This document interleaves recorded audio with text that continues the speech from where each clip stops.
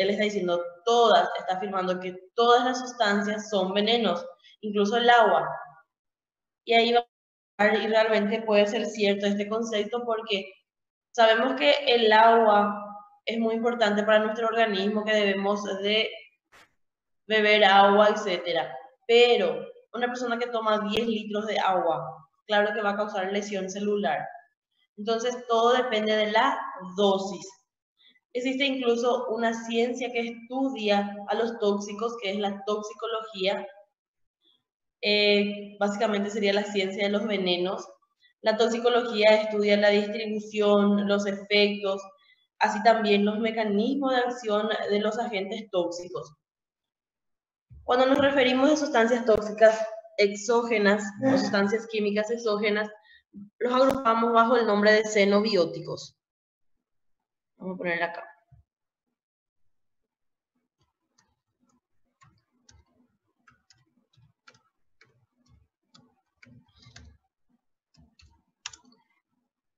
Xenobióticos entonces son cualquier sustancia química exógena.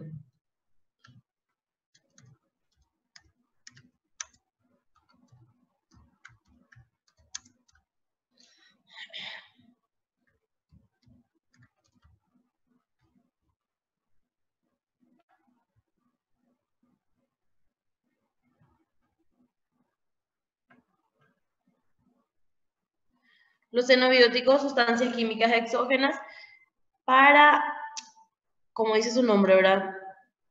Ya dijimos, es tóxico. Xenobióticos van a ser sustancias químicas exógenas que pueden ser tóxicos para nuestro organismo. Estas sustancias químicas pueden encontrarse en el aire, pueden encontrarse en el agua, pueden encontrarse en el suelo. Y estos pueden ser absorbidos por el organismo mediante la inhalación, la ingestión o el contacto cutáneo. En la mayoría de los casos, estas sustancias van a ser excretadas por la orina o por las heces o pueden ser eliminados también por el aire expirado. Si no se elimina, estos pueden acumularse. Esto puede acumularse principalmente en hueso y en la grasa. La mayoría de los xenobióticos se van a acumular en hueso y grasa, aunque también pueden acumularse en cerebro y en otros tejidos. Muchas veces de estos xenobióticos ya actúan inmediatamente al ingresar a nuestro organismo, es decir, en el punto de contacto con nuestro organismo, en el punto de entrada. Como por ejemplo una sustancia muy ácida. Si tratamos de ingerir una sustancia ácida, que estamos hablando de ácido, esto podría inmediatamente causar ya quemadura, ¿verdad? En el contacto directo con la boca. Sin embargo, existen también sustancias, y la mayoría de ellas van a ser transportadas a otras localizaciones. ¿Cómo van a ser transportadas a otras localizaciones? Por la corriente sanguínea. ¿Y por qué estos pueden ser transportadas a otras localizaciones? Por el hecho de que la mayoría de los xenobióticos, los fármacos, etcétera, son lipofílicos, es decir, tienen atracción por lipoproteínas y las lipoproteínas se unen a ellas y pueden transportarlos por la corriente sanguínea. Además, estos xenobióticos pueden ser lipofílicos, pueden pasar rápidamente, fácilmente la membrana plasmática.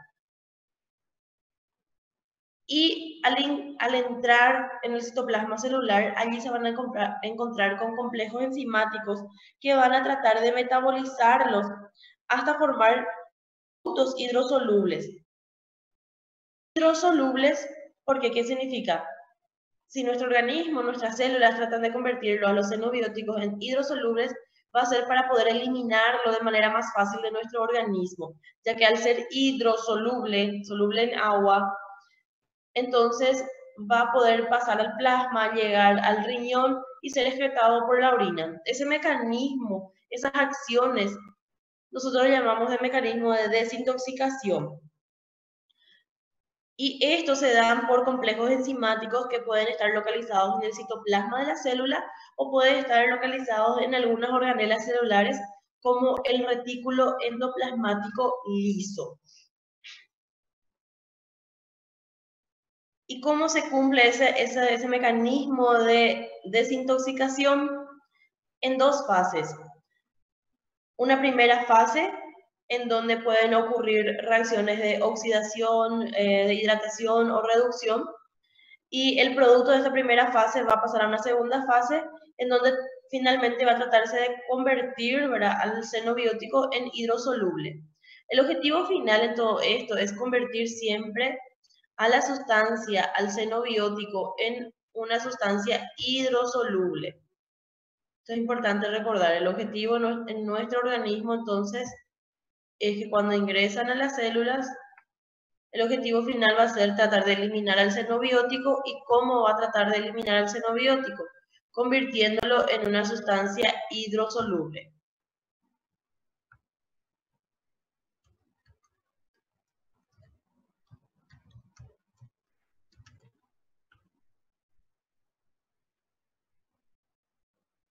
Y este mecanismo de convertir al xenobiótico en una sustancia hidrosoluble es lo que llamamos de desintoxicación. Pero, aquí abrimos un pero, muchas veces nuestros complejos enzimáticos no logran convertir a la sustancia en hidrosoluble, es más, lo activan y el resultado es un metabolito activo que es mucho más tóxico y en ocasiones tiene potencial carcinogénico. Entonces, por eso el mecanismo de toxicidad de un xenobiótico va a depender también de estas reacciones enzimáticas que se dan en la célula. Y por eso a esos procesos vamos a llamarles de mecanismos de toxicidad.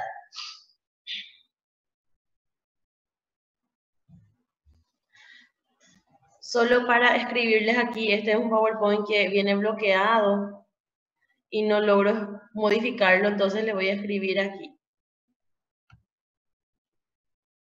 Cuando hablamos de reacciones de fase 1, estas reacciones se dan en el retículo endoplasmático liso de las células, principalmente de los hepatocitos, por un complejo enzimático que llamamos de citocromo P450.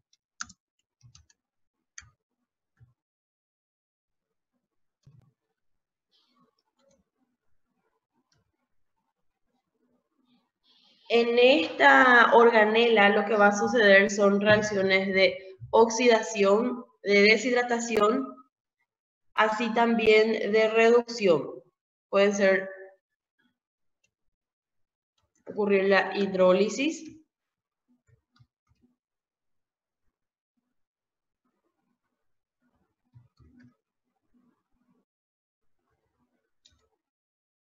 ocurrir reacciones de oxidación,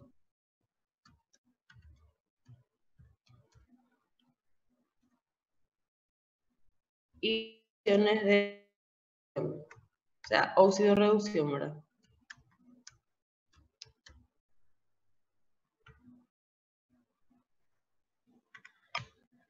Todo esto entonces se da en el retículo endoplasmático liso del hepatocito. Ustedes saben que el hígado es el órgano que en mayor medida se va a encargar del proceso de desintoxicación. Este complejo enzimático realmente podemos encontrar en casi todas las células de nuestro organismo, es decir, en el retículo endoplasmático de casi todas las células de nuestro organismo, pero es en los en los hepatocitos. Entonces, el hígado principalmente es el órgano encargado de hacer esto.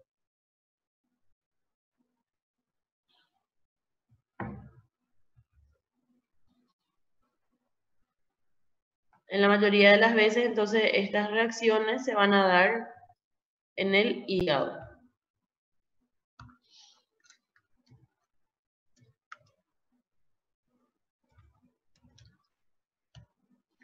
En el hepatocito. En la fase 1, entonces, ocurren reacciones de hidrólisis, oxidación o reducción. El producto de la fase 1 va a pasar a la fase 2.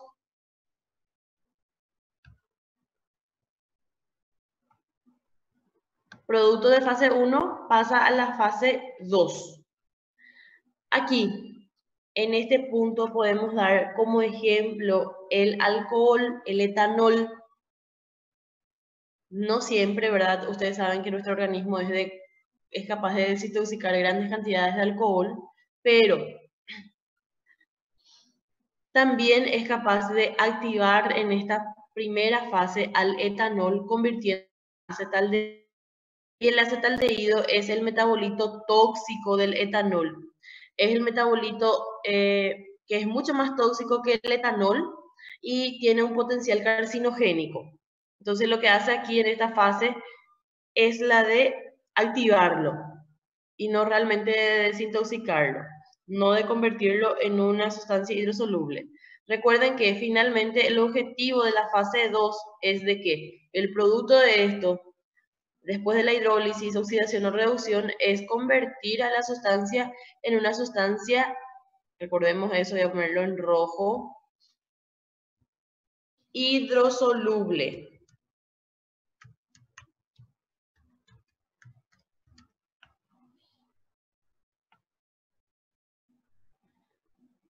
Al ser una sustancia hidrosoluble, entonces puede ser eliminado más fácilmente de nuestro organismo. ¿Y cuáles son las reacciones químicas de la fase 2? Las reacciones químicas de la fase 2 pueden ser diversas también, de las cuales puede ocurrir la glucuronidación, escribirles acá, reacciones enzimáticas entonces de glucuronidación,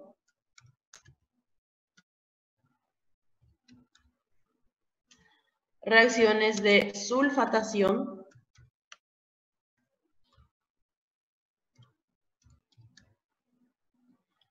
reacciones de metilación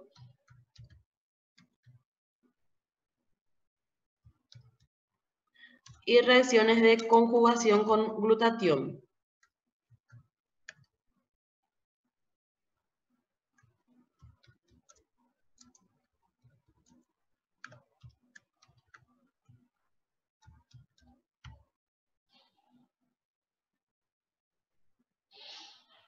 Reacciones de fase 2 entonces son glucuronidación, sulfatación, metilación, conjugación con glutatión. ¿Cuál es el objetivo de la fase 2? Finalmente convertir entonces la sustancia en hidrosoluble y que pueda ser eliminado de la célula.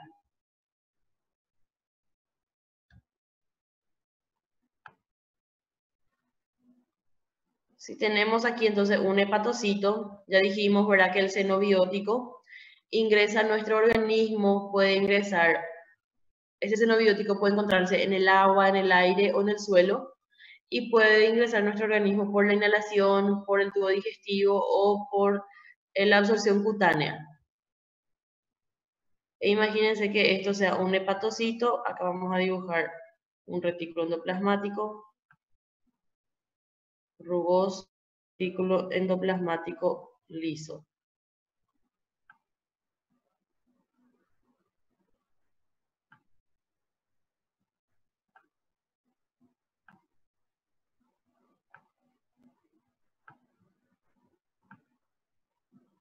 Bueno, solamente recuerden que este es el retículo endoplasmático liso.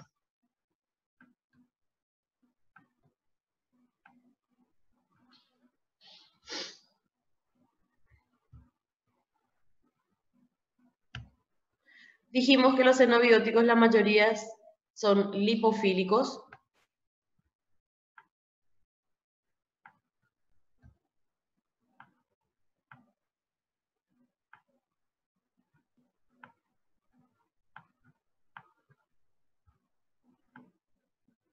¿Qué significaba lipofílicos? Que se van a ligar a lipoproteínas y pueden ultrapasar rápidamente la membrana plasmática. Imagínense que tenemos sustancias tóxicas, entonces que están corriendo por la corriente sanguínea, se encuentran entonces, pasan por el hígado, se encuentran con el hepatocito, como son lipofílicos, atraviesan fácilmente la membrana plasmática, ingresan al citoplasma celular y allí uno de los complejos enzimáticos más importantes a mencionar es el citocromo P450, que se encontraba entonces en la membrana del retículo endoplasmático liso. Esta sustancia, este seno al retículo endoplasmático metabolizado por este complejo enzimático, pudiendo sufrir reacciones de hidrólisis, oxidación o reducción. Finalmente, cuando estos son hidrolizados, oxidados o reducidos, entonces pasan a la fase 2 para convertirse en una sustancia hidrosoluble, que pueden sufrir reacciones de glucuronidación, sulfatación, metilación o conjugación con glutatión. Si todo ocurre bien, el final es que al final vamos a convertir esa sustancia, este tóxico, que en principio era lipofílico, vamos a convertirlo en una sustancia hidrosoluble. Fíjense que vamos a poner acá, hidrosoluble. Finalmente entonces lo convertimos en una sustancia hidrosoluble. Al ser hidrosoluble, esta puede salir nuevamente de la célula y puede ser transportado con la corriente sanguínea hasta el riñón y excretado, por ejemplo, por la orina. Y así la mayoría de los xenobióticos en nuestro organismo.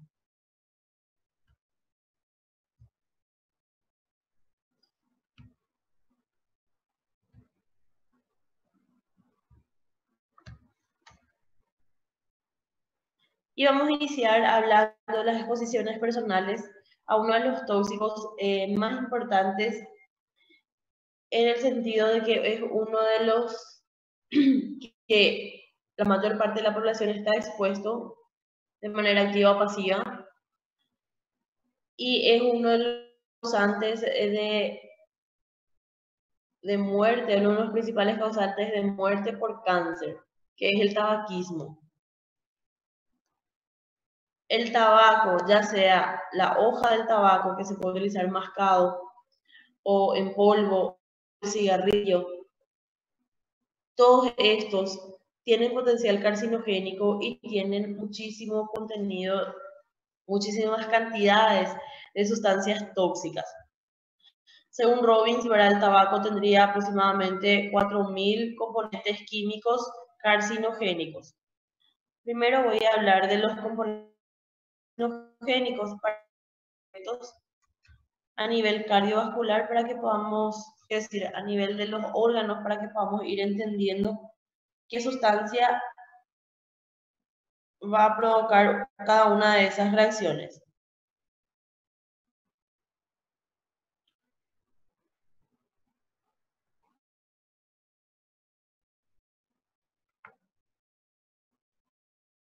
Voy a poner una C a las sustancias que son carcinogénicas.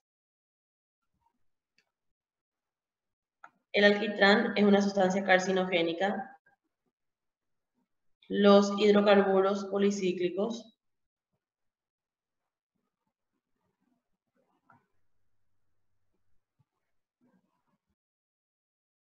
Carcinogénicos, como te lo digo. Aquí vamos a agregarle otras sustancias carcinogénicas que se encuentran en el tabaco, por ejemplo, las nitrosaminas.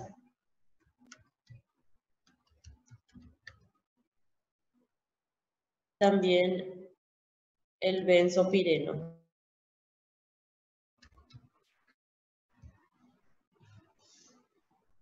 Todos estos son carcinogénicos.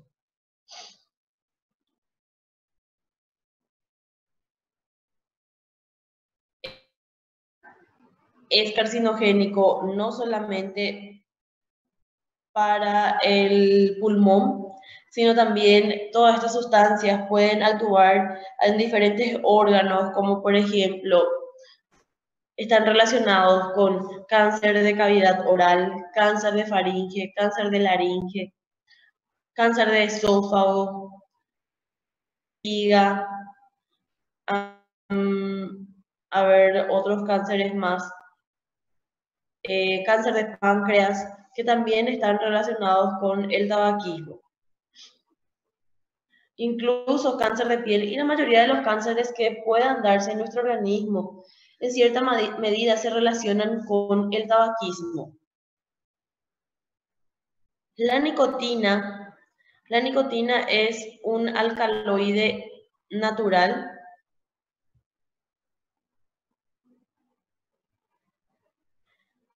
Estamos entonces en la hoja del tabaco. Y este alcaloide es el responsable de la adicción hacia el tabaco. Es el responsable de los efectos agudos del tabaco. ¿Cuáles efectos agudos? La nicotina tiene receptores específicos a nivel del sistema nervioso central. Al tener sus propios receptores, ¿qué es lo que hace? Se liga a sus receptores de catecolaminas. La nicotina entonces estimula la liberación de catecolaminas.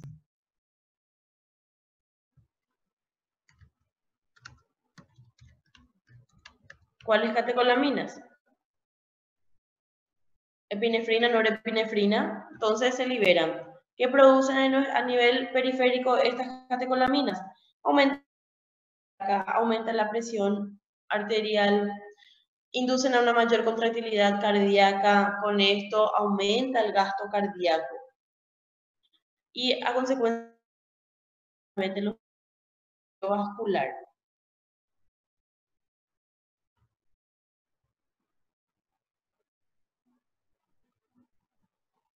Catecolamina, epinefrina, norepinefrina.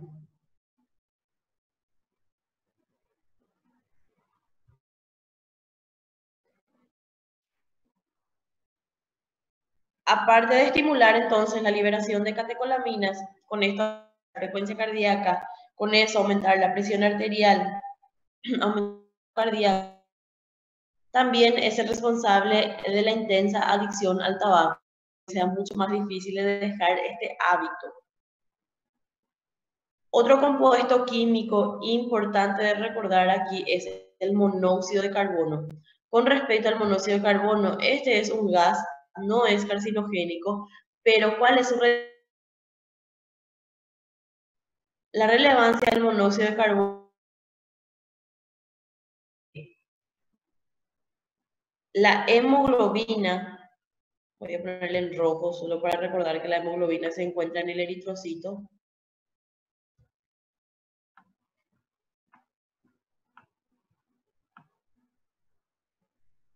Ustedes recordarán que la hemoglobina es la que se encarga de transportar oxígeno en el eritrocito a todos nuestros tejidos, ¿verdad? Se liga al oxígeno. Pero ¿qué pasa? La hemoglobina tiene una atracción mucho mayor por el dióxido de carbono. Es decir, si se encuentra con este gas, quiero decir monóxido de carbono, si se encuentra con este gas frente al oxígeno, como tiene mayor atracción por el monóxido de carbono, entonces se va a ligar ¿con quién? Con el monóxido de carbono. Y no se liga con el oxígeno. Al no ligarse con el oxígeno, ¿qué pasa? ¿Verdad? Entonces transporta por todo nuestro organismo y no transporta oxígeno. ¿Qué pasa a nivel de nuestras células? Sufren hipoxia. Entonces es responsable de ocasionar hipoxia.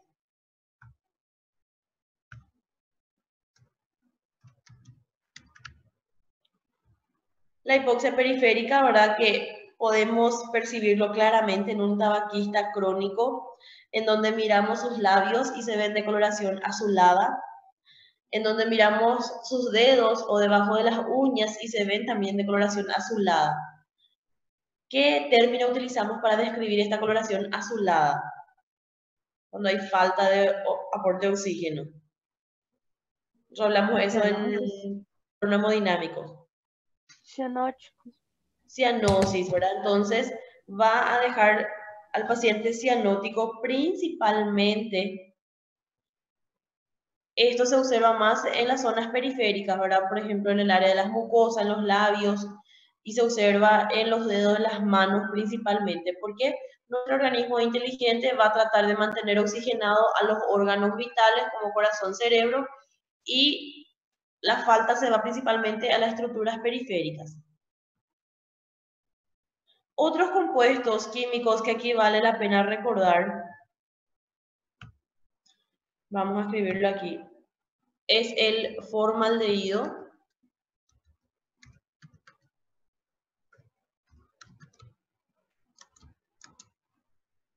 y los óxidos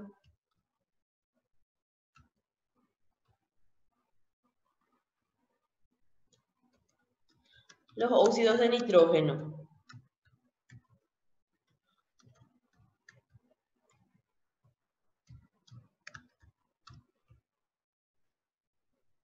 ¿Por qué es importante recordar a estos compuestos químicos?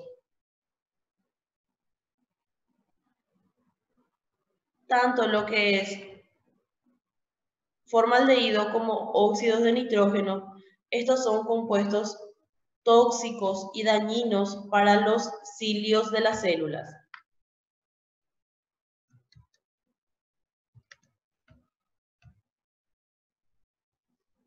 Entonces causan daño directo a nivel de los cilios, del epitelio o de la mucosa traqueobronquial.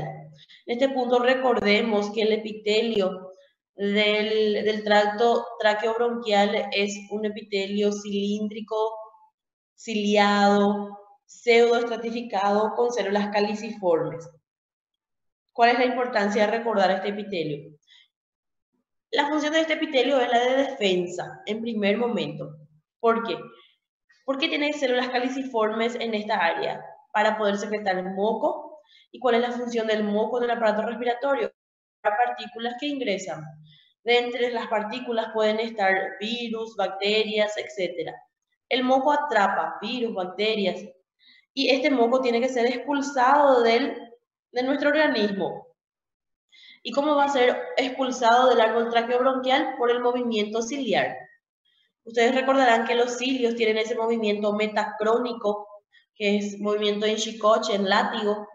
Con ese movimiento, siempre en un sentido, expulsan el moco. Hacen que ese moco no llegue a los pulmones y pueda, ese moco que atrapó las partículas, las bacterias, los virus, puedan ser eliminados de nuestro organismo. Entonces es importantísimo la presencia de los cilios, ya que es un importante mecanismo de defensa del árbol traqueobronquial. ¿Qué ocurre si se dañan los cilios? Se pierden los movimientos ciliares. Al perder los movimientos ciliares, ¿qué es lo que va a ocurrir en el árbol traqueobronquial? El moco ya no va a ser transportado hacia el exterior, el moco va a descender por gravedad y va a llegar hasta el pulmón. En el pulmón ya no tenemos otro mecanismo de defensa, ¿verdad? En el pulmón estos microorganismos pueden proliferar y causar infección, es decir, neumonía. Y es por eso de que los pacientes tabaquistas suelen cursar con episodios más frecuentes respiratorias. Bueno, una vez que entendemos los tóxicos del tabaco, vamos a volver a las patologías que puede producir entonces el tabaquismo o las patologías con las cuales está relacionada.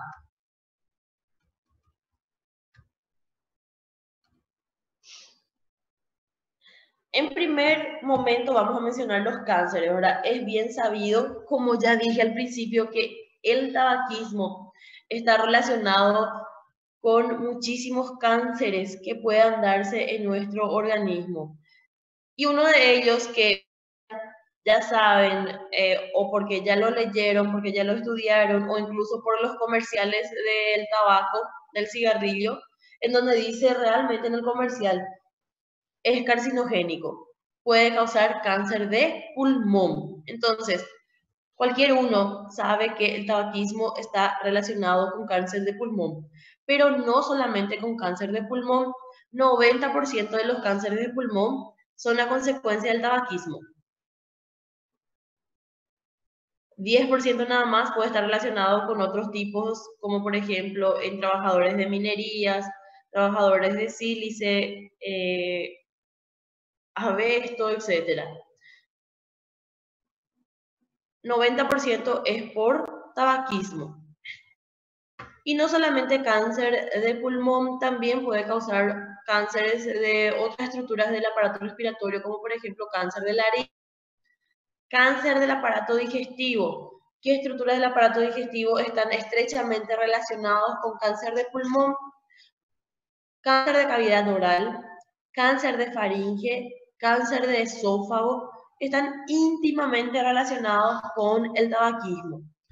Luego otros cánceres del aparato digestivo que también se asocia al tabaquismo, cáncer de estómago, cáncer de páncreas, que se dan de manera más frecuente en personas tabaquistas. Incluso cáncer de piel se ha asociado en algún momento con el tabaquismo, es decir, el tabaquismo puede predisponer a una amplia variedad de cánceres en nuestro organismo. 30% de todos los cánceres están relacionados con el tabaquismo. Ahí sale generalmente el alumno hiperchiño y dice, entonces puedo ponerle factor de riesgo a cualquier cáncer, tabaquismo. Y realmente no estaría mal, ¿verdad? Porque el tabaquismo se asocia a casi todos los cánceres que pueden darse en nuestro organismo. En el aparato respiratorio no solamente causa cáncer, sino también causa enfermedades respiratorias crónicas que disminuyen bastante la calidad de vida del paciente, como por ejemplo el enfisema pulmonar o la bronquitis crónica.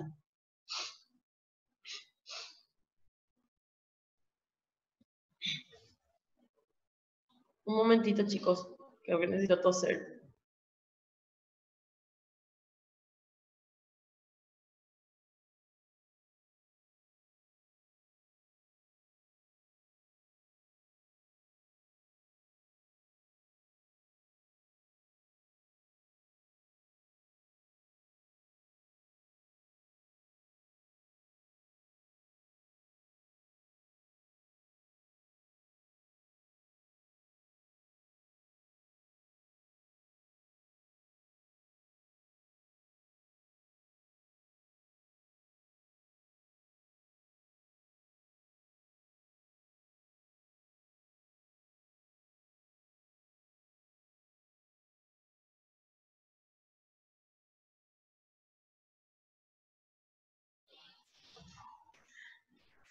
Como decía, el tabaquismo se relaciona con una amplia gama de patologías que puedan darse en nuestro organismo. En el aparato respiratorio puede producir enfisema pulmonar, bronquitis crónica y aumenta la incidencia de infecciones pulmonares, neumonías. ¿Por qué aumenta la incidencia de neumonías? Porque causa lesiones en los cilios. Causa bronquitis crónica.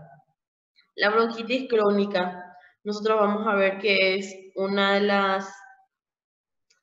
de los factores predisponentes al cáncer en el pulmón, porque esto puede llevar, habíamos hablado de lo que es,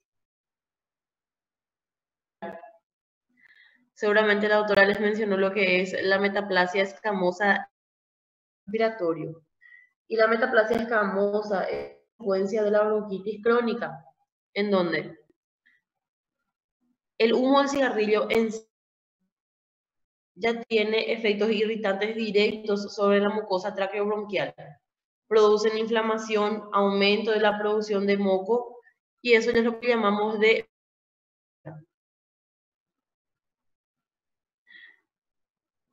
Al ser irritante directo de epitelio, que es nada más pseudo estratificado y no es una estratificación real, entonces nuestras células en este aparato tratan de adaptarse. ¿Cómo tratan de adaptarse? Cambiando hacia otro tipo de epitelio más resistente. Ocurre una metaplasia escamosa, y esa metaplasia escamosa predispone a la displasia, que nosotros vimos que displasia, la semana pasada vimos que es un cambio premaligno, que está confinado al epitelio, pero una vez que ultrapasa la membrana basal, la lámina basal, ya se convierte en un carcinoma invasor. Entonces, de ahí que predispone al cáncer ya esta patología. ¿Qué es enfisema? El enfisema pulmonar se relaciona principalmente con el aumento de la producción de elastasa local. Vamos a dibujar. Bueno, Enfisema, como por ejemplo, ustedes saben de que si dibujamos una alveolar, vemos un bronquiolo respiratorio y después vemos al acino alveolar. Y ustedes saben que los alveolos en sí, ¿verdad?, tienen sus paredes. Los alveolos ya no tienen cartílago. Desde el bronquiolo respiratorio nosotros ya no encontramos cartílago. Estos nada más tienen pared formada por fibra elástica para poder distenderse durante la inspiración, cargarse y llenarse de aire. Y auxiliado tienen la capacidad de para poder eliminar nuevamente el aire que ingresa. ¿Y qué ocurre en el enfisema pulmonar? Resulta que en el enfisema pulmonar todavía el humo del tabaco llega. Ustedes saben que el humo del tabaco no se detiene en el aparato traqueal. Esto va a llegar hasta el pulmón, hasta los alveolos, y a nivel de alveolo aumenta el reclutamiento del... Y los leucocitos, una enzima que llamamos de elastasa. ¿Qué hace la elastasa? Elastasa es una enzima que cataliza fibras elásticas. Bueno, esta elastasa va a catalizar las fibras elásticas. Al catalizar las fibras elásticas, entonces provoca la dilatación permanente de los espacios aéreos terminales. Este acino alveolar, entonces finalmente vamos a observarlo de esta forma. Vamos a dibujarlo en amarillo para diferenciarlo. Si teníamos así con paredes, esa elastasa cataliza entonces las paredes de los alveolos y vamos a ver que hay una dilatación de los espacios alveolares. Al no tener paredes, entonces se hace más difícil la expulsión del aire inspirado. El paciente va a tener una dificultad expiratoria principalmente, el paciente enfisema.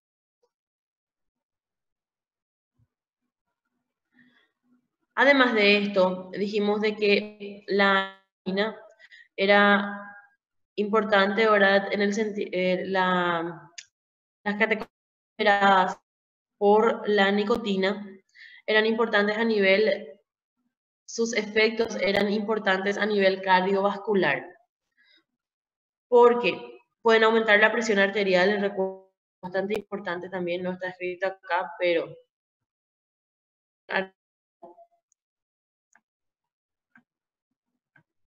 está asociada al tabaquismo. Y aparte de eso, el tabaquismo induce la agregación plaquetaria, o sea, aumenta la agregación plaquetaria.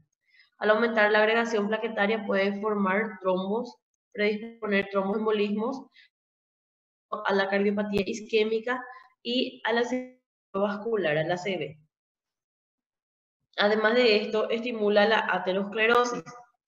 La aterosclerosis, ustedes recordarán, hace poco nada más estuvimos hablando de que cuando hay una lesión en el endotelio del vaso, ¿qué ocurre con ese endotelio? Aumenta su permeabilidad. Esto permite de que ingresen cristales de colesterol en la capa por debajo del endotelio y se vayan acumulando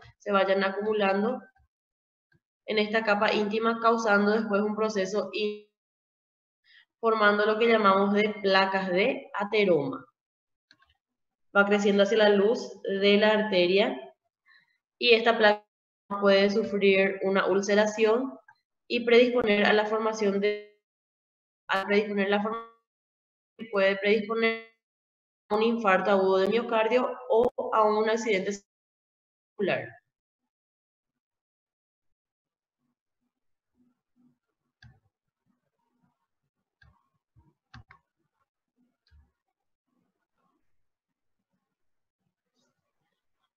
Aquí vemos un pulmón con neumonía, vemos la condensación en todo el pulmón con cáncer. Vemos que todo un lóbulo casi es ocupado por el cáncer. Como es tan grande, ya tiene áreas de cavitación.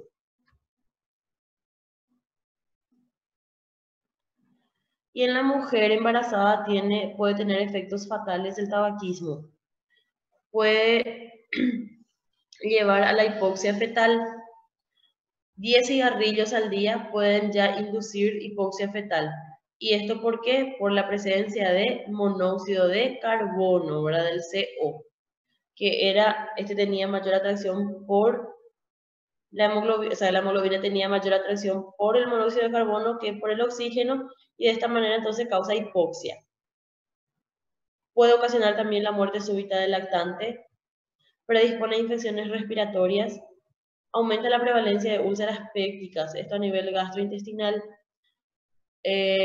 principalmente las úlceras localizadas en estómago, en duodeno, ¿verdad? Que son las úlceras pépticas, se hallan relacionadas también con el tabaquismo, y esto es por la hipoxia también de las células epiteliales. La hipertensión arterial, como ya dijimos, que es como el tabaquismo es un patógeno realmente en la hipertensión arterial, ya que aumenta la liberación de catecolaminas.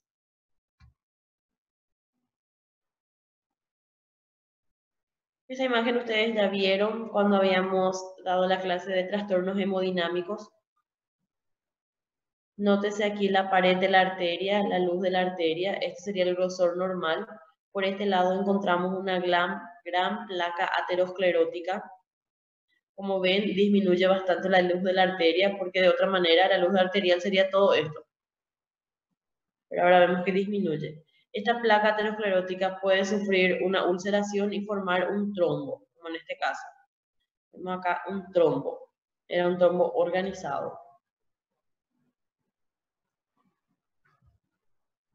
Como ya dije, tiene más de 4.000 componentes químicos carcinogénicos, de los cuales uno de los más importantes de recordar es el alquitrán, los hidrocarburos policíclicos, cianuro de hidrógeno, así también las nitrosaminas y el benzopireno.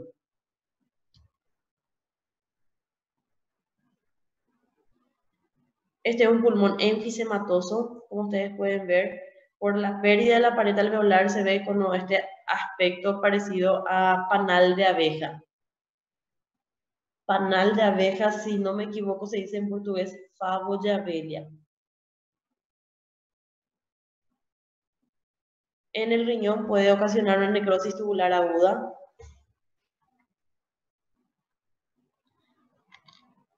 Finalmente, ahora el tabaquismo, entonces ya vieron de que, y conste que no mencioné todos, en el libro está mucho más extenso, todos los efectos del tabaquismo a nivel de nuestro organismo. Por eso fue el primer compuesto químico del cual hablamos, ¿verdad? Para que tengan una noción nada más de todos sus efectos en nuestro organismo. Y algo interesante con respecto al tabaquismo es de que por más que se ha estudiado mejor y cuando más se tiene conocimiento de los efectos tóxicos del tabaco a nivel de nuestro organismo, más aumenta la incidencia de tabaquistas. O sea, es como si fuera de que cuando más se conoce y más se sabe que es sumamente tóxico, más se usa, o sea, las personas realmente quieren ser enfermas, ¿verdad? Entonces, solo para tener una noción de cuáles patologías causa el cigarrillo. A ver, están pidiendo receso. Ahora son las 8. Yo no sé si ustedes quieren receso ahora ya o más adelante.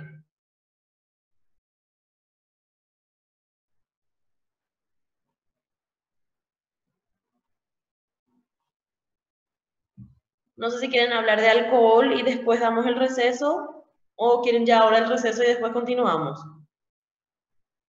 Depende de ustedes. Les escucho. Puede ser ahora, profe. Ahora, bueno, está bien. Vamos a dar 15 minutitos de receso. Son 8:06, 8:21, entonces volvemos.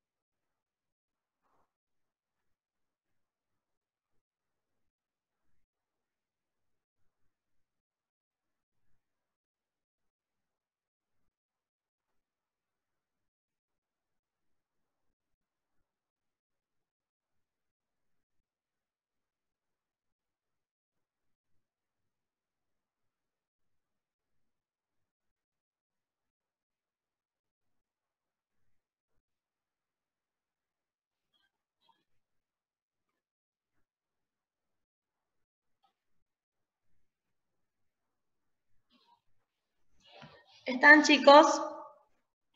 Sí, profe. Sí, profe. Muy bien, vamos a continuar entonces. Ahora vamos a hablar del alcoholismo. En realidad es el consumo del etanol, ¿verdad? Pero cuando se consume en exceso y de manera crónica resulta en el alcoholismo.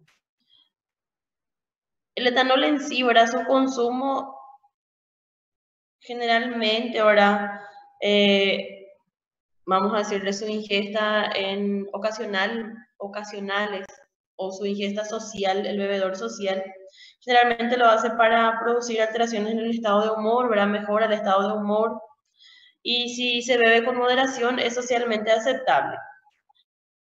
Pero si se excede en el consumo del etanol, este generalmente causa lesiones físicas y lesiones psicológicas graves.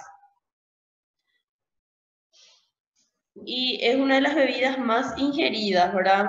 Se estima de que el 50% de los adultos de los países occidentales consumen alcohol y hasta 5 a 10% de esos adultos podrían llegar a ser alcohólicos. En Estados Unidos, por ejemplo, esto es una cifra exacta, ¿verdad? Hay más de 10 millones de alcohólicos crónicos. Esto es una cifra bastante elevada.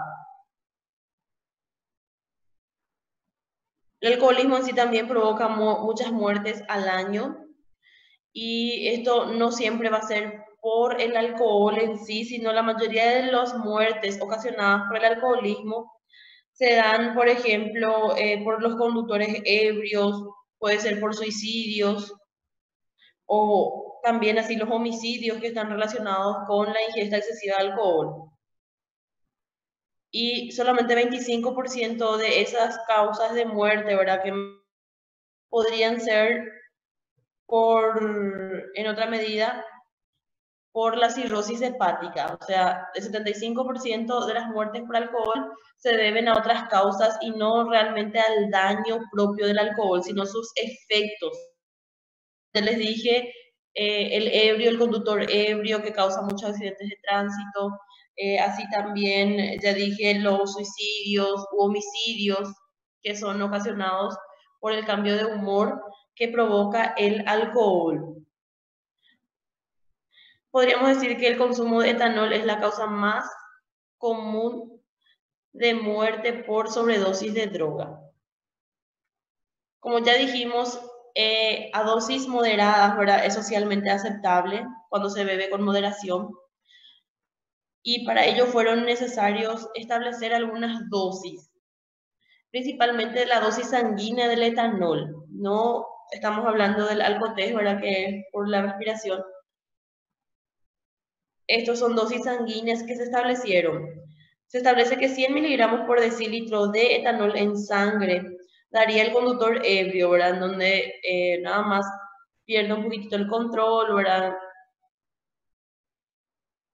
Y esto podría equivaler a 175 ml de vino, 1400 ml de cerveza, 88 ml de whisky. Esto hay que tener en cuenta de que varía de persona en persona, porque ustedes saben de la existencia de lo que llamamos de tolerancia alcohólica. Y también varía mucho del organismo en sí de la persona, del tipo de bebida. Saben que los vinos vienen en diferentes tenores alcohólicos, las cervezas también hoy en día, y así también los whiskies, ¿verdad? Podemos encontrar diferentes tenores alcohólicos. Entonces, estas cantidades en realidad no es para que se memoricen, ¿verdad? Porque esto puede variar bastante, eso es susceptible a cambios. Esto sí, ¿verdad? 300, 400 miligramos por decilitro se considera la dosis letal, en donde con esa cantidad rápidamente el paciente ya puede llegar a 200 miligramos, ya comienza a aparecer somnolencia y a 300 miligramos ya sobreviene el estupor y muchas veces esto sí se va aumentando y se llega a los 400 miligramos por decilitro, ya produce coma y puede llevar al paro respiratorio. Entonces, 400 ml se consideraría la dosis fatal. Como ya les dije, estas dosis no son precisas, ¿verdad? Porque cambia de tipo de alcohol que estemos consumiendo y del tenor alcohólico, porque cada vino que tomemos, dependiendo si es tinto, si es blanco, etcétera, la marca del vino, puede variar en su tenor alcohólico. Pero se estima de que 700 ml de vino correspondería a una dosis fatal, 5.600 de cerveza y 352 de whisky.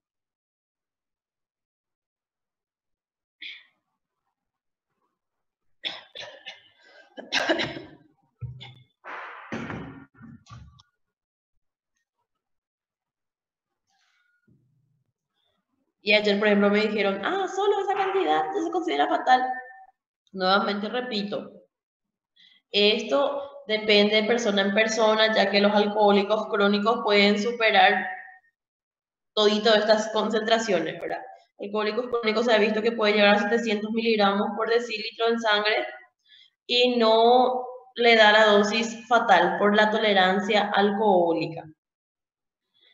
Bueno, lo interesante con el alcoholismo para entender sus efectos es de que el alcohol, el etanol, va a ser procesada, va a ser metabolizado principalmente en el hígado. Entonces va a sufrir esos efectos de fase 1, fase 2 que explicamos o que ya les expliqué cuando inicié la clase.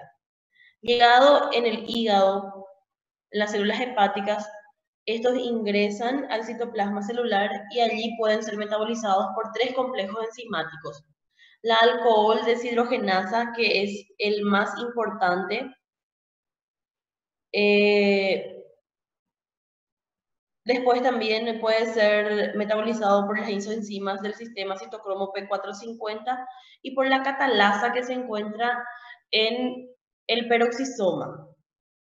O sea, puede ser metabolizado por catalasa, que está en peroxisoma, por el citocromo P450, que está en el retículo endoplasmático liso de la célula, o puede ser metabolizado por la alcohol deshidrogenasa, que está en el citosol de la célula.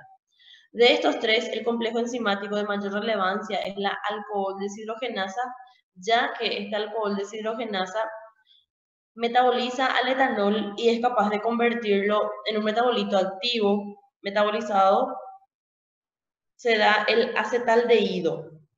El acetaldehído es mucho más tóxico. Aparte de esto, tiene un potencial carcinogénico.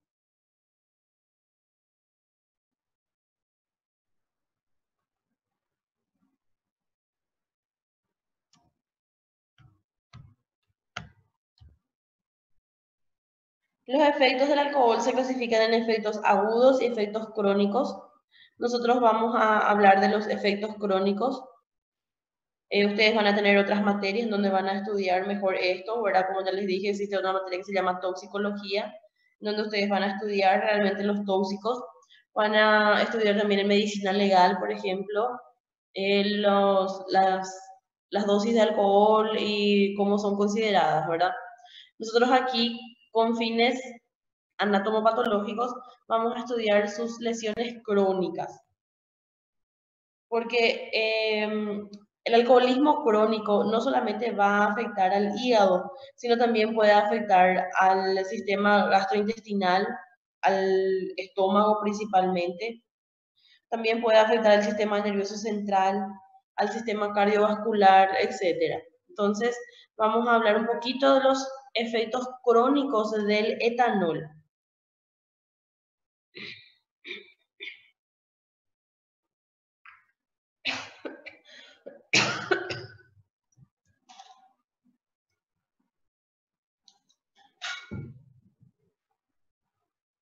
En el hígado puede provocar lo que llamamos de hepatopatía alcohólica. ¿Cuáles incluimos en este título de hepatopatía alcohólica?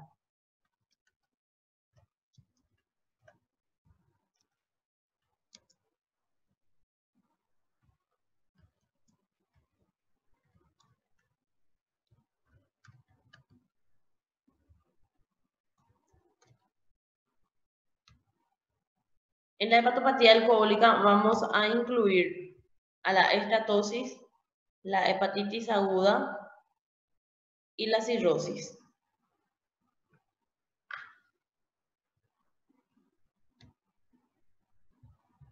Usualmente,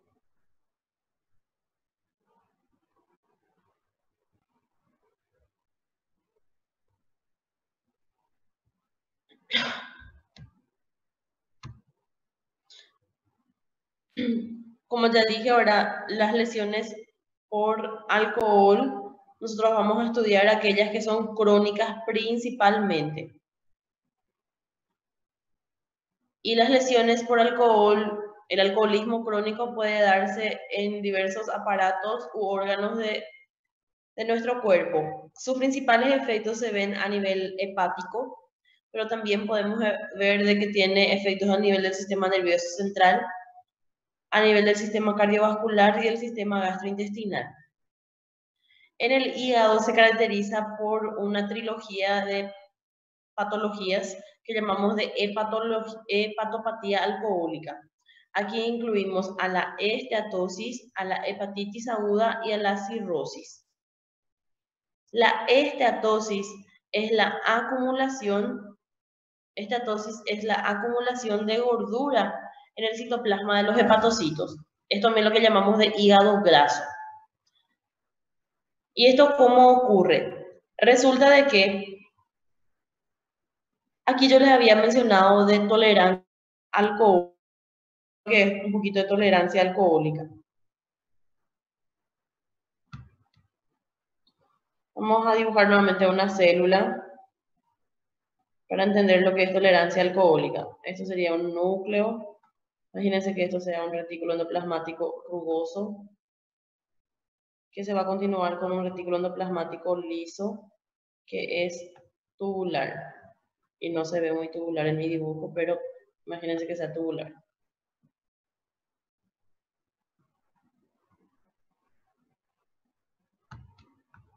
Y el retículo endoplasmático rugoso, recuerden que es rugoso porque tiene ribosomas en su membrana.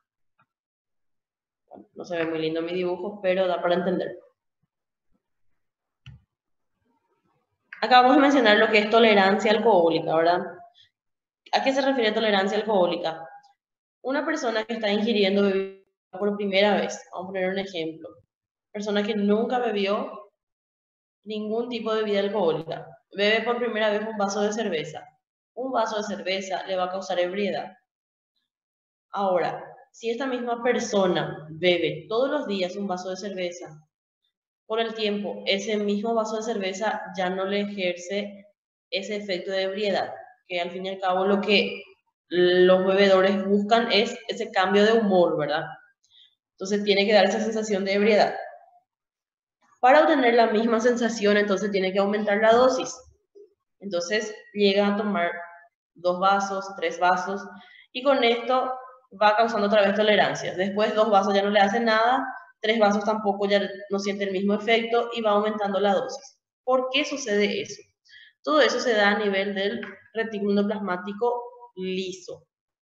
Dijimos de que puede ser metabolizado por 3 complejos enzimáticos, que son la alcohol deshidrogenasa, que son el citocromo P450 que está aquí y la catalasa que está en el peroxisoma. En el retículo endoplasmático liso, esto tiene ciertas implicancias de que para poder metabolizar rápido al etanol, imagínense, el etanol ingresa a la célula entonces trata de desintoxicar a nuestro organismo rápidamente de este xenobiótico. Entonces actúan los 3 complejos. En el retículo endoplasmático liso esto tiene relevancia porque a medida que vamos bebiendo, el retículo endoplasmático liso lo que va a tratar de hacer es aumentar de tamaño para poder procesar más rápido. Es decir, va a ocurrir una hiperplasia del retículo endoplasmático liso. Entonces aumenta de tamaño el retículo endoplasmático liso de los hepatocitos, hay una hiperplasia del retículo endoplasmático liso. Con esto se metaboliza cada vez más rápido, ¿verdad? Y por eso, al metabolizarlo más rápido, por eso no se tiene ese efecto de ebriedad y cada vez se tiene que consumir mayor cantidad. Pero resulta de que el retículo endoplasmático liso no solamente se encarga de hacer desintoxicación. Esa es nada más una de sus funciones. El retículo endoplasmático liso tiene 5 funciones importantes en el organismo, en las células, quiero decir, de los cuales otra de ellas que voy a mencionar acá es la síntesis de lípidos. Entonces, aparte del retículo endoplasmático liso de hacer la desintoxicación de las sustancias tóxicas de los xenobióticos, también se encarga de hacer la síntesis de lípidos. De entre ellos, por ejemplo, encontramos al triglicérido. El etanol, como ya dijimos, es procesado también por la alcohol deshidrogenasa al acetaldehído. El acetaldehído es un metabolito tóxico que produce daño mitocondrial también. Al producir daño mitocondrial, ¿qué es lo que pasa? La mitocondria produce ATP, ¿verdad? Disminuye la síntesis de ATP. Si yo no tengo ATP, no tengo energía, la célula disminuye todas las actividades celulares, como por ejemplo la síntesis de proteínas. Y cuando se producen lípidos, imagínense que en verde va a estar el triglicérido, que va a ser producido por el retículo endoplasmático liso. Este lípido, para que salga de la célula, necesita asociarse a lipoproteínas.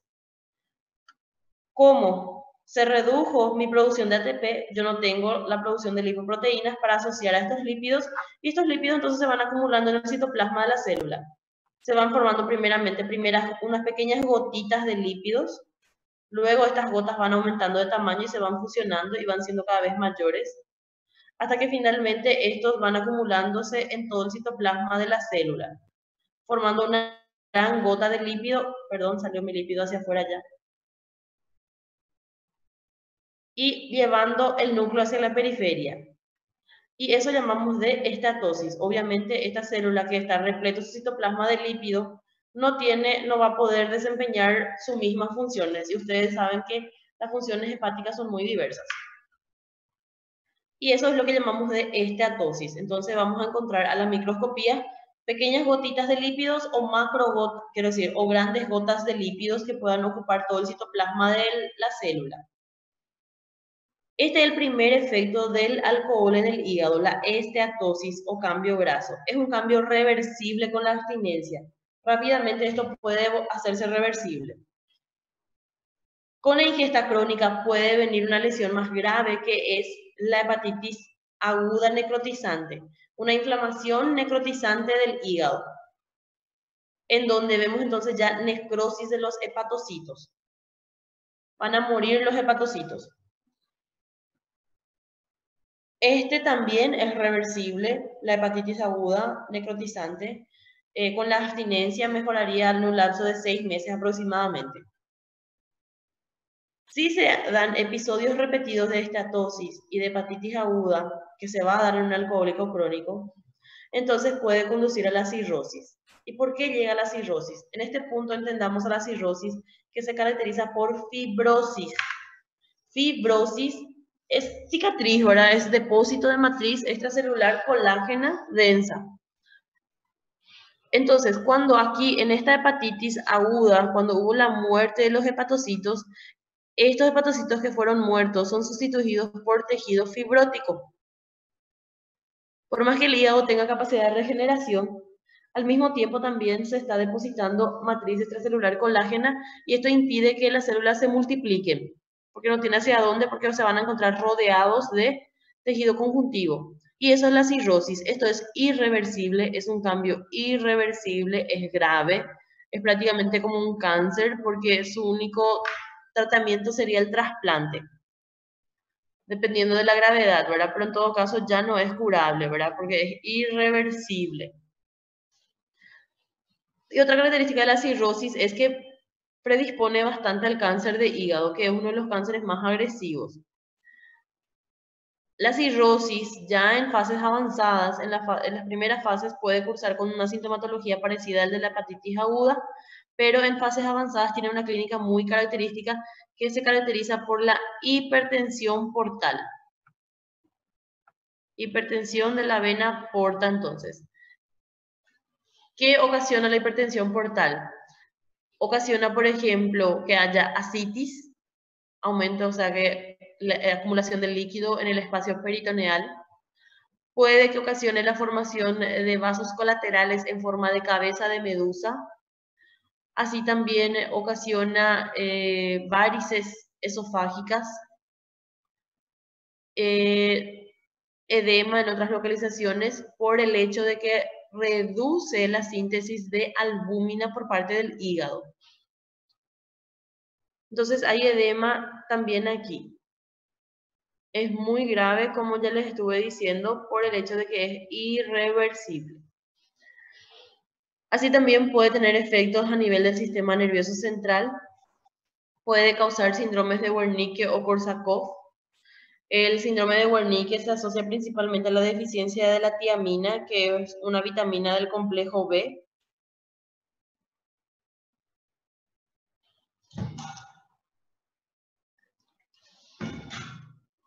El síndrome de Korsakoff se refiere principalmente a la ataxia que se da por la degeneración cerebelosa en un alcohólico crónico. O sea, esa pérdida de la marcha, ¿verdad? Esa marcha normal que tienen los alcohólicos. El síndrome de Wernicke se refiere a la memoria y al habla, que no pierde la memoria, ¿verdad? Y eso es por déficit de esta vitamina. Sus efectos a nivel cardiovascular, esos son los efectos crónicos, gente. Recuerden que esos efectos agudos van desde somnolencia, estupor, coma, y que puede conducir al paro respiratorio. A nivel del sistema cardiovascular, sus efectos crónicos también pueden producir miocardiopatía dilatada, puede conducir a la miocardiopatía hipertrófica a consecuencia de la hipertensión, ya que causa hipertensión. Pero eso no ocurre a dosis moderadas, ¿verdad? El alcohol realmente en este punto se relacionaría con ese concepto de Paracelso, en donde un remedio se diferencia de un veneno por la dosis. ¿Por qué? A dosis bajas de alcohol el etanol tendría un efecto antiagregante plaquetario, pero a dosis altas ya vimos que todo tiene efectos negativos, ¿verdad? Es por eso ese dicho, ¿verdad?, de tomar un vaso de vino, que tendría efectos beneficiosos a nivel cardiovascular. En el sistema gastrointestinal, causa sus lesiones principalmente a nivel del estómago. En el estómago puede causar gastritis aguda. Y en el páncreas causa pancreatitis crónica, que está bastante relacionado con el alcohol. Es una de las principales causas de pancreatitis crónica es el alcoholismo.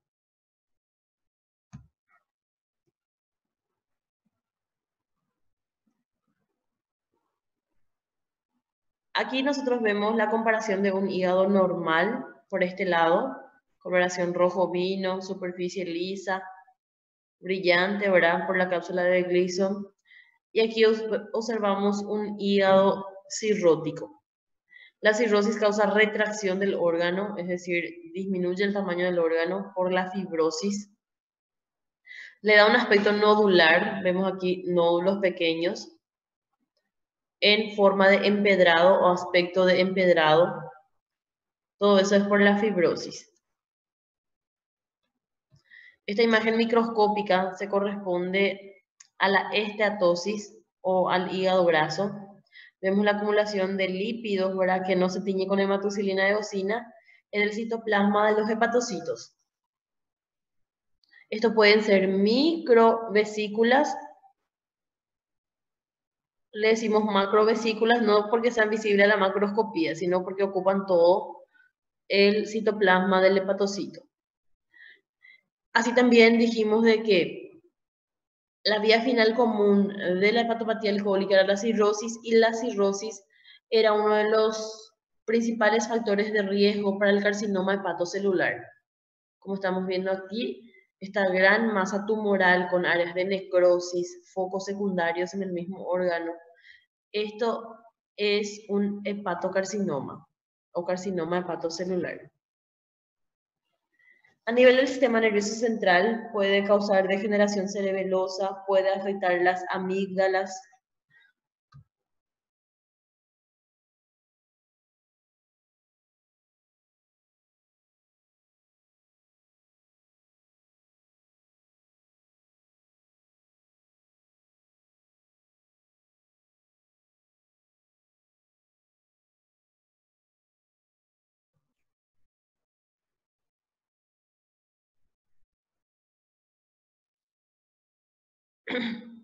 Bueno, chicos, disculpen, creo que no sé si me cortaron o qué, porque internet no falló. Pero el hecho es de que de repente estaba hablando sola. Voy a compartir nuevamente mi pantalla y ustedes me van a decir dónde me quedé.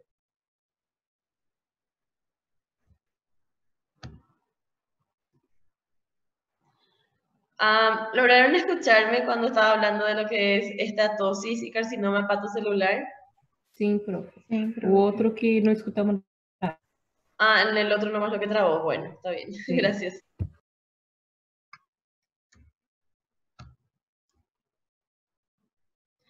Bueno, en esta imagen nada más les mencionaba, ¿verdad?, que los efectos crónicos del alcohol a nivel del sistema nervioso central se ven principalmente a nivel del cerebelo, que causa una degeneración cerebelosa, pero así también puede afectar las amígdalas, el tronco cerebral, etc. Aquí vemos la necrosis en las amígdalas.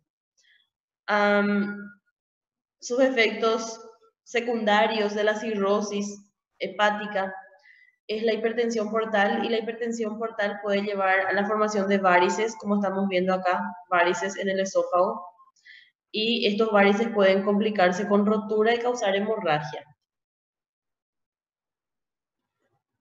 En el músculo esquelético puede causar la necrosis del músculo esquelético, que llamamos de rabdomiólisis.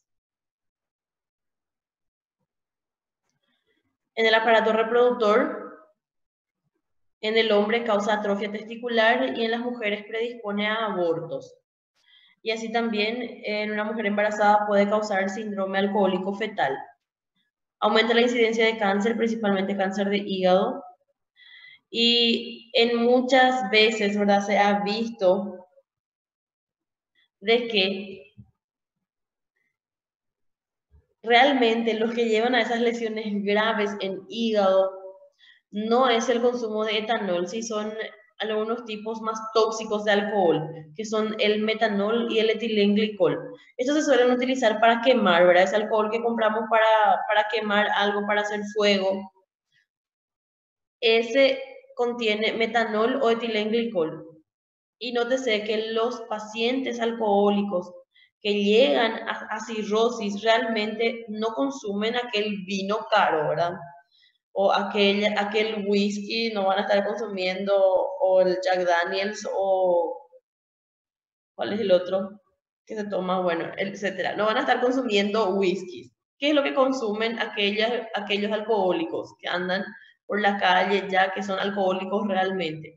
Consumen bebidas baratas, que muchas veces es hecho en el fondo de la casa de fulanito y se le pone cualquier tipo de alcohol, ¿verdad? Como por ejemplo el metanol y el etilenglicol. Ahí en esa categoría entraría pinga, caña. Entonces, eso es mucho más tóxico otra vez para el hígado. Aquí observamos un corazón. Vemos aquí el ventrículo izquierdo y la pared del ventrículo izquierdo cómo está hipertrofiado. Esto es una hipertrofia a consecuencia de la hipertensión arterial. Hipertrofia, ¿se acuerdan de qué es? Aumento de tamaño de la célula, ¿verdad? Vemos aquí la pared del ventrículo derecho delgado. Testículo normal, y aquí vemos un testículo atrofiado. A nivel fetal, ¿verdad?, puede causar malformaciones e incluso puede llevar a anencefalia, que es incompatible con la vida, y esto puede ocasionar abortos espontáneos. Están también los psicofármacos. De entre los psicofármacos, nosotros vamos a clasificarlos dependiendo de sus efectos a nivel del sistema nervioso central.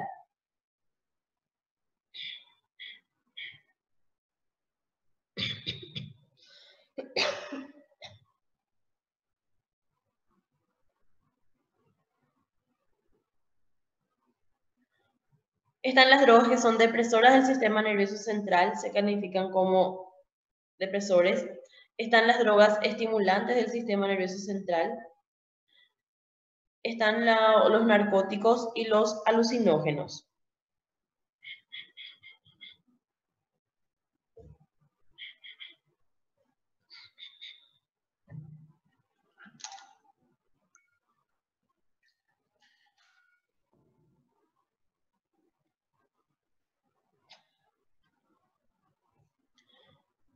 De entre las drogas depresoras del sistema nervioso central, el más utilizado estaría el etanol, que ya hablamos. Esto va dependiendo de la cantidad de etanol, ¿verdad? Que finalmente va a causar depresión del sistema nervioso central. Por más que en ese primer momento de la ebriedad parecería que aumenta la alerta, ahora se escucha mejor, aumenta el estado de ánimo, etcétera, igual se clasifica como una droga depresora porque su efecto final es la depresión del sistema nervioso central. Están también los barbitúricos y las benzodiazepinas, que hoy en día continúan siendo muy utilizados, ahora principalmente por el insomnio, estrés, etcétera. Y muchas veces estos causan drogodependencia o farmacodependencia, y como en Paraguay, por ejemplo, esto es fácil de conseguir sin prescripción médica, los pacientes entonces se pueden quedar dependientes de estos fármacos. Las drogas estimulantes del sistema nervioso central, uno de los más importantes aquí de resaltar sería la cocaína, derivado de la hoja de coca.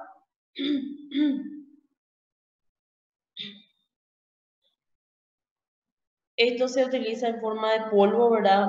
Inhalando principalmente. Es una droga estimulante del sistema nervioso central. A nivel del sistema nervioso central, estimula la liberación de catecolaminas.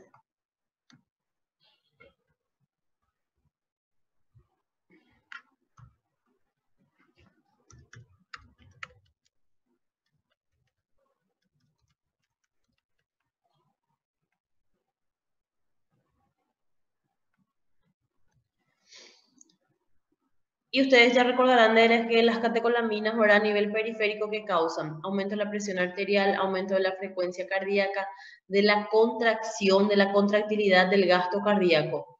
Por eso la sobredosis de cocaína puede llevar al paro cardíaco, por el aumento de la contracción. Y en la fenda sináptica, en la terminal sináptica, la cocaína ejerce su efecto por el cual la mayoría de las personas lo buscan, ¿verdad? Que es la de aumentar la sensación de bienestar. Si dibujamos aquí una terminal sináptica, imagínense que esto sea un axón, esto también sea otro axón, y aquí tenemos la fenda sináptica.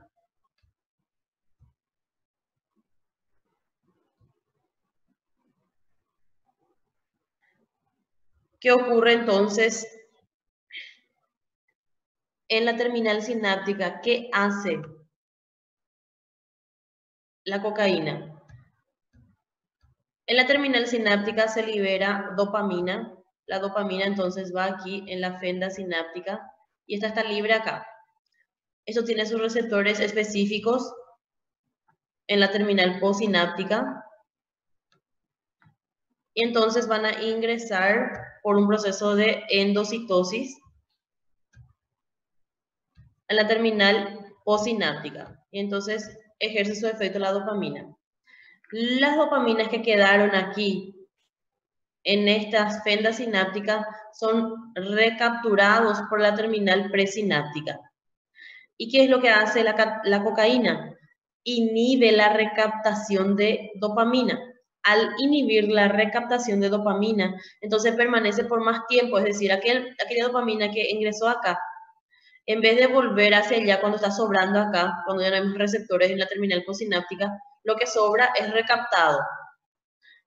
¿Qué hace la cocaína? Inhibe esa recaptación, entonces se libera por mayor tiempo, o sea, permanece más tiempo aquí la dopamina, permanece por más tiempo esa sensación de bienestar. Entonces, da esa sensación de alerta, de bienestar, etcétera, la cocaína. Y eso es uno de sus efectos por los cuales más se lo busca. Los efectos de las drogas en sí, ¿verdad? No solamente se basan en el usuario de drogas, en el cocainómano, sino también va más allá de eso, sino tiene grandes consecuencias o efectos a nivel social. Otra de las drogas estimulantes del sistema nervioso central son las anfetaminas. Ustedes saben de que hay anfetaminas utilizadas, ¿verdad?, para tratar de adelgazar, etcétera,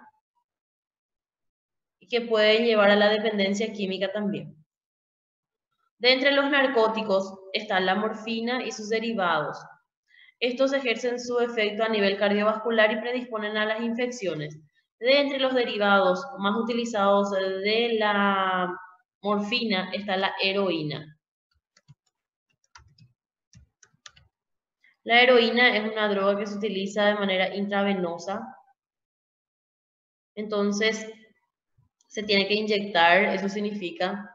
Y para inyectarlo, el adicto no es que va a estar teniendo o estudiando nociones de asepsia para poder inyectarse. No, puede inyectarse en una jeringa sucia que ya fue utilizada por otra persona, comparten jeringas, no se hacen la asepsia de la piel antes de inyectarse, etc.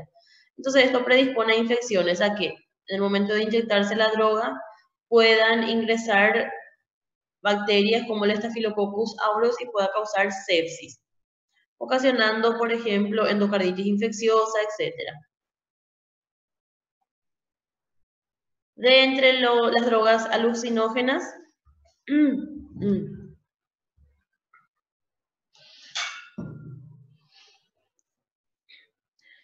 uno de los más utilizados es la marihuana,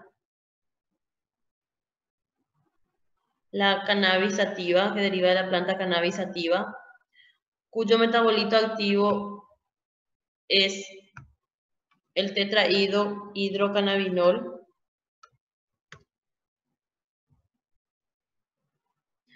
El tetrahidrocannabinol tiene receptores específicos a nivel del sistema nervioso central y esto más bien lo que causa no es alucinaciones vívidas, lo que causa es una disociación de la realidad. Entonces percibe, por así decirlo, la realidad de una manera más ligera. Se puede utilizar de diversas maneras, no solamente fumado, ¿verdad? También se puede utilizar en los alimentos. Otras drogas alucinógenas utilizadas, no tanto en nuestro medio, pero sí más bien en el área de México, etcétera, es un hongo denominado peyote, que es la mescalina, que es un potente alucinógeno. Acá en nuestro medio, creo que lo que más se utiliza como alucinógeno potente es el floripón, como le llaman, flor de amapola. La feniciclidina, PCP, también es una droga utilizada en Estados Unidos, no tanto en nuestro medio. La dietilamida del ácido lisérgico, el LSD, este sí es un potente alucinógeno, causa alucinaciones muy vívidas. Y muchos otros más, ¿verdad? En realidad esto es un PowerPoint un poquito antiguo y las informaciones del libro también son un poquito antiguas.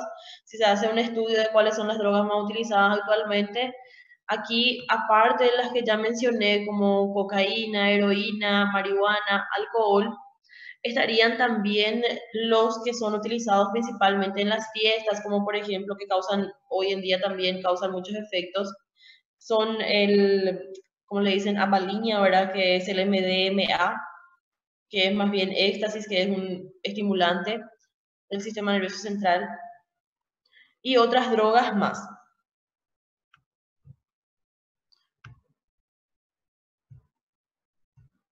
Acá la pregunta clásica que todo el mundo hace es, ¿verdad? O sea, en todas las clases que doy, que siempre me preguntan es, si la marihuana tiene potencial carcinogénico. Sí se relaciona cáncer de pulmón con marihuana. No se ha encontrado de que en sí el cannabis tenga metabolitos que se consideren carcinogénicos. Pero la forma de utilizarlo puede sí generar cáncer, porque al fin y al cabo, esto para la forma más habitual de utilizarlo es de forma fumándolo. Y para fumarlos se los enrolla con cualquier tipo de papel, ¿verdad? Y el papel o el envoltorio que se está utilizando puede tener componentes químicos que sean carcinogénicos. Entonces tampoco es que vamos a decir que no tiene ningún efecto carcinogénico, sino la forma de utilizarlo podría tenerlo.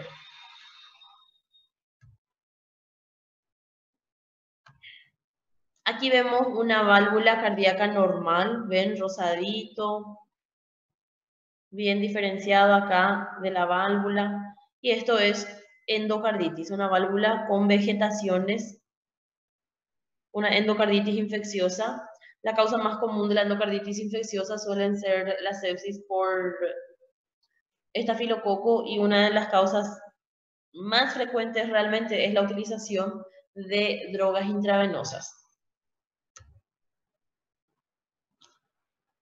Sus efectos, ¿verdad? No solamente tienen, como ya les dije, a nivel del individuo, del usuario, sino también tiene un efecto social, consecuencias sociales muy importantes, negativas a nivel de la sociedad. No solamente porque aumenta la delincuencia, aumenta la violencia, sino también porque es peligroso para incluso los transportadores o los trabajadores de las drogas. Vemos aquí un hígado cirrótico, nódulos cirróticos. Esto es lo que veíamos en consecuencia de la ingesta excesiva de etanol, ¿verdad? Que clasificamos como una droga depresiva del sistema nervioso central. También dijimos que uno de los efectos del etanol es la hepatitis aguda necrotizante, donde aquí estamos viendo una imagen en donde el hígado tiene estos pequeños puntitos rojos. Estos puntitos rojos están representando la necrosis hepática. El alcohol al nivel del sistema nervioso central y así también la cocaína puede causar derrames, ¿verdad? Accidentes cerebrovasculares. El alcohol en sí puede causar rabdomiólisis. Esto vemos un músculo normal y aquí vemos un músculo con rabdomiólisis. Incluso el transportador, ¿verdad? El trabajador de la droga tiene las consecuencias sufre las consecuencias de la droga. Uno de los mecanismos de transporte que se ha visto que ha aumentado bastante en estos tiempos es el transporte ingiriendo a la droga, ¿verdad? En pequeñas cápsulas o en bolsitas. Y esto puede llevar a la muerte, como están viendo aquí, esto es un estómago de algún paciente que falleció porque estaba tratando de transportar la droga y la bolsita perforó.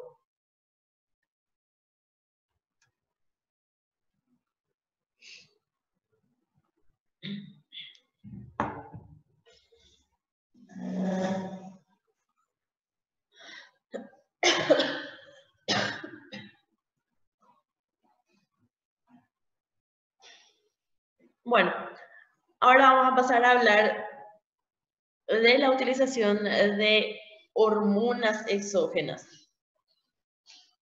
en específico el estrógeno. El estrógeno es una hormona producida normalmente por el ovario. En menor medida puede ser sintetizada también en los adipocitos. A ese estrógeno le llamamos estrógeno periférico.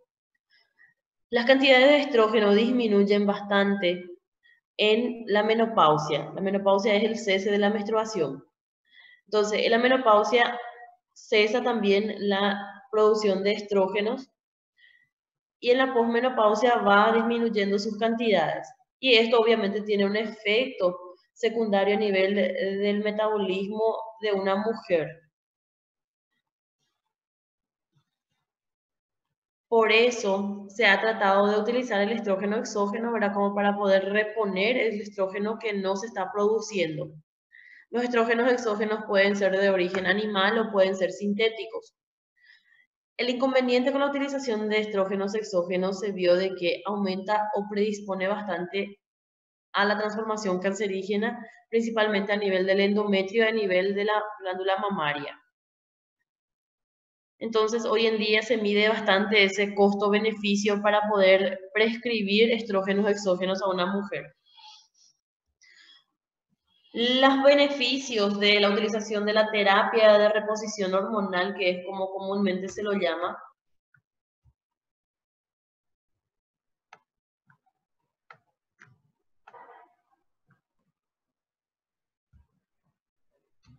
van a encontrar la sigla TRH, que significaría terapia de reposición hormonal. Esto se da en las mujeres en menopausia con intención de disminuir los síntomas de la menopausia, como por ejemplo el sofoco, o en las mujeres en la posmenopausia, principalmente como para tratar de evitar la osteoporosis, para tratar de evitar los efectos cardiovasculares de la ausencia o del déficit de estrógeno en una mujer. Pero como les dije, esto hoy en día se ha estudiado bastante para tratar de reducir la administración de esto a los pacientes por el hecho de que los estrógenos exógenos aumentan bastante el riesgo de cáncer. Entonces, solamente se va a administrar realmente a aquellos pacientes que van a necesitar, que tienen riesgo de osteoporosis, tienen antecedentes familiares de osteoporosis, etc. No es más tan utilizado. Aparte de aumentar el riesgo de cáncer de endometrio y de cáncer de mama, también aumenta el riesgo de tromboembolias, aumenta la agregación plaquetaria. Sus efectos secundarios a nivel cardiovascular serían el infarto agudo de miocardio, el accidente cerebrovascular.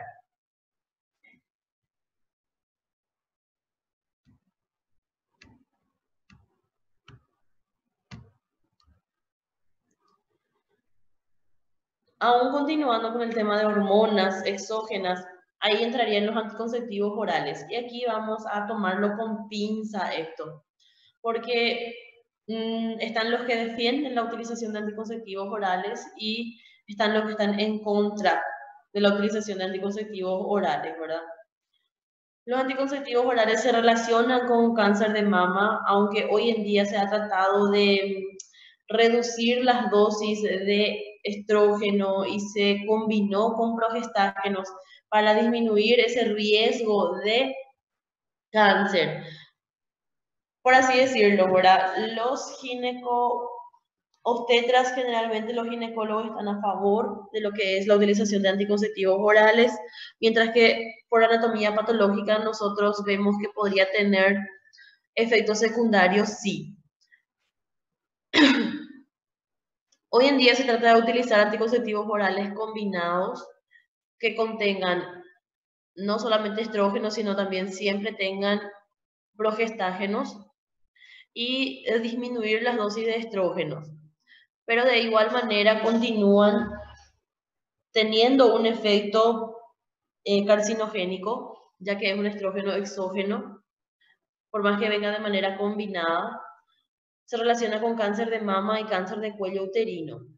El cáncer de cuello uterino, ustedes solamente vieron con la doctora Manuelita cuando hablaron de carcinogénesis, de que está relacionado con el HPV, con el virus del papiloma humano tipo 16 y 18. Me van a preguntar, ¿y por qué entonces aquí ponemos que se relaciona con anticonceptivos orales? Resulta que las mujeres que utilizan anticonceptivos orales ya no utilizan los métodos de barrera, la mayoría, ¿verdad?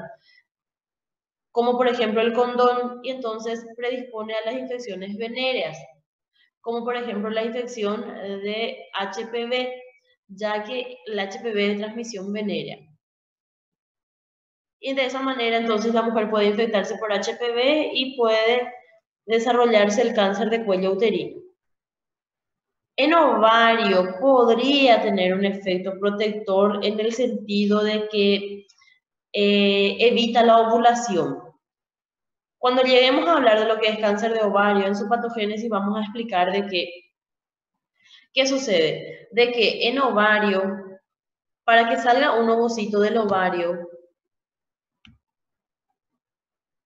si esto es ovario y un óvulo ya está maduro, para que este óvulo salga del ovario, ¿qué pasa? Tiene que romper el epitelio.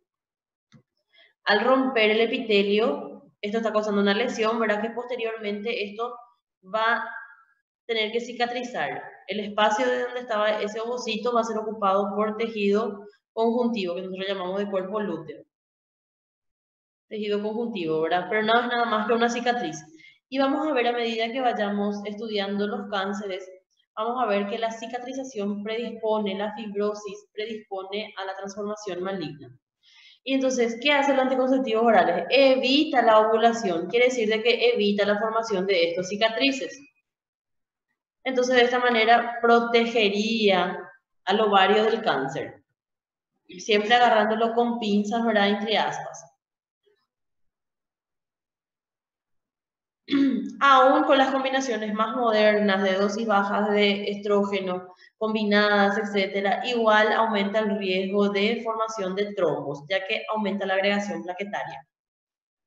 Entonces tiene un riesgo aumentado de tromboembolismo pulmonar, trombosis venosa profunda y después tromboembolismo pulmonar. Se relaciona con hipertensión y también otros trastornos cardiovasculares. Otros trastornos a nivel gastrointestinal, principalmente a nivel hepático, sería, a nivel de la vesícula biliar, sería el aumento está relacionado con la formación de cálculos de colesterol en la vesícula biliar. Y en el hígado se vio de que aumentó la frecuencia de un tumor hepático benigno que se llama adenoma, que es raro, antiguamente era raro, ¿verdad? Pero se ve principalmente en mujeres que utilizan anticonceptivos orales.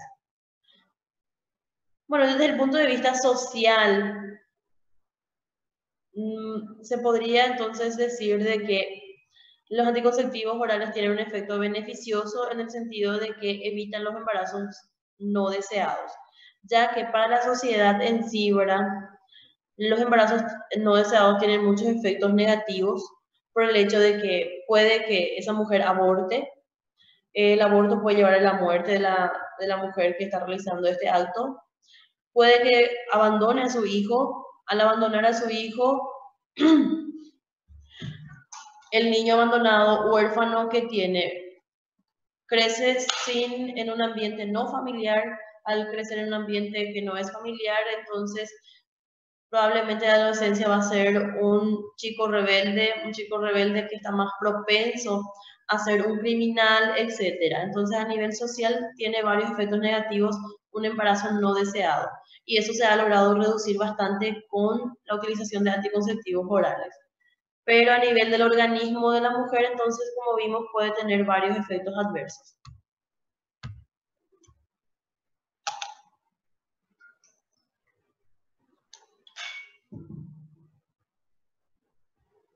Aquí observamos cáncer de mama. Como ya vimos, está relacionado no solamente con los estrógenos exógenos, sino también con la terapia de reposición hormonal, sino también con los anticonceptivos. Adenocarcinoma de mama, recuerden esa característica de cáncer maligno, ¿verdad? En donde, quiero decir, de tumor maligno, en donde tiene los bordes infiltrantes mal delimitados o bordes difusos.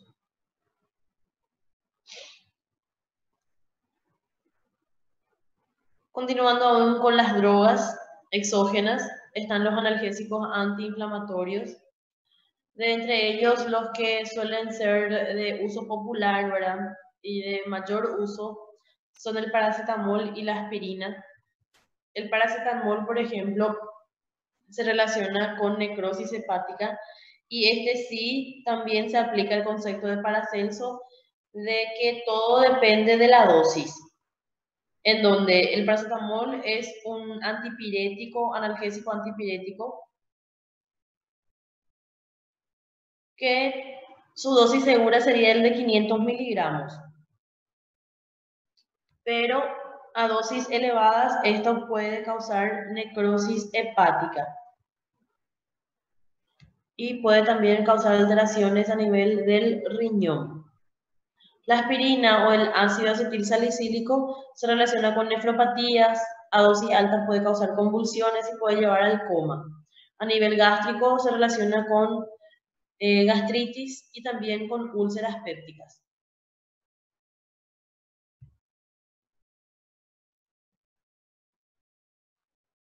Dijimos de verdad de que